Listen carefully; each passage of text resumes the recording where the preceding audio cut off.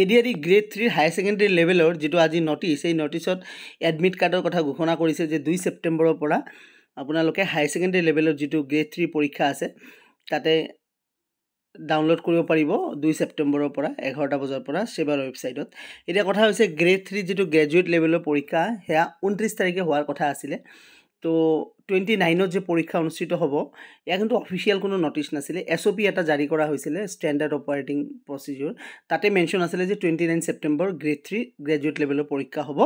ঠিক আছে আৰু পিছত সেৱাৰ ৱেবছাইটত এইখিনি জনাই দিয়া হ'ব। কিন্তু সেৱাৰ ৱেবছাইটত আজি এটা পইণ্ট ইয়াতে মেনশ্যন কৰিছে তো চাব পাৰিব যে কি লিখিছে candidates who have produced hard copy admit card appear in the written examination must follow the instruction mentioned in the admit card. Tar tolor paragraph to sabo the date and time for the written examination for other categories of post shall be notified in due course of time. তো ইয়াতে কি লিখিছে date আৰু time পৰীক্ষাৰ date আৰু time বাকি category যিকেইটা পৰীক্ষা আছে বাকি ক্যাটাগৰী পৰীক্ষা কেইটাৰ বাকি ক্যাটাগৰী পৰীক্ষা মানে যেহেতু আজি নটিছটো grade 3 state level recruitment commission for class 3 post দুটা কমিশ্যন আছে মনত ৰাখিবা স্টেট লেভেল ৰিক্ৰুটমেণ্ট কমিশ্যনৰ দুটা কমিশ্যন আছে এটা হৈছে ক্লাছ 3 পোষ্টৰ কমিশ্যন আৰু এটা ক্লাছ 4 কমিশ্যন তো ক্লাছ 3 পোষ্টৰ কমিশ্যনৰ আৰু দুটা ক্যাটাগৰী পৰীক্ষা আছে এটা হৈছে ড্ৰাইভাৰ ক্যাটাগৰী আনটো হৈছে তোমাৰ গ্ৰেজুৱেট লেভেলৰ সিম্পল গ্ৰেজুৱেট লেভেলৰ যেটো গ্ৰেড 3 পৰীক্ষা হেতু ক্যাটাগৰী আছে তো এই ক্যাটাগৰী পৰীক্ষা দুটাৰ ডেট কিন্তু আজি ঘোষণা নকৰিলে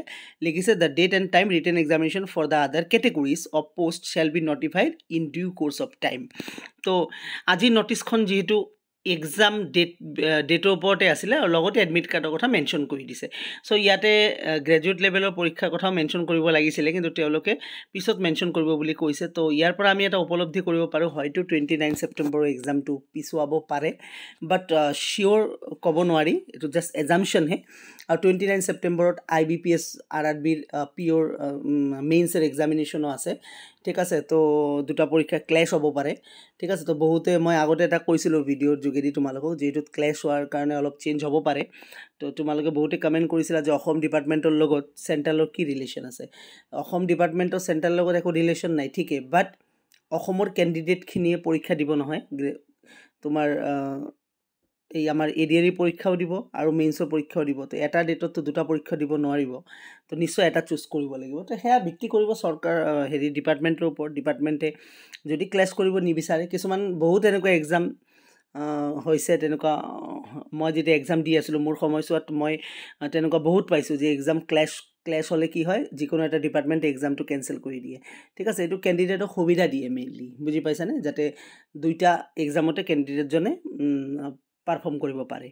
তো সেই ক্ষেত্ৰত হয়তো মষ্ট প্ৰবেবলি চেঞ্জ হ'বও পাৰে বাট নট চিয়'ৰ। প্ৰিপেৰেশ্যন ভালদৰে চলাই থকা হায়াৰ ছেকেণ্ডেৰী লেভেলৰ যিটো পৰীক্ষা হ'ব এই পৰীক্ষাৰ পৰা বহুতখিনি বস্তু আমি গম পাম যে কিদৰে গ্ৰেড 3 কাৰণে গ্ৰেজুৱেট গ্ৰেড 3 কাৰণে বা গ্ৰেড 4 কাৰণে কিদৰে পেটাৰ্ণ হ'ব যেহেতু এইবাৰৰ চিলেবাছটো টোটেলি বেলেগ।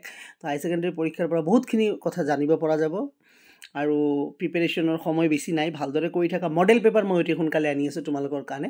এই মডেল পেপাৰখন খুবেই গুৰুত্বপূৰ্ণ হ'ব খুব মেইন কুৱেশ্যনবিলাক আনিম। ঠিক আছে তো মডেল পেপাৰবিলাকৰ কাৰণে চেনেলটো ছাবস্ক্ৰাইব কৰি ৰাখা যিসকলে নতুন আছে যিসকলে পুৰণা আছে তেওঁলোকেতো পায়ে যাবা চেনেলত ইনফৰমেশ্যন আৰু টেলিগ্ৰাম চেনেলৰ লিংক ডেছক্ৰিপশ্যনত আছে জইন কৰি ল'ব পাৰিবা ইংলিছৰ প্ৰিপেৰেশ্যনৰ কাৰণে। Thank you so' much.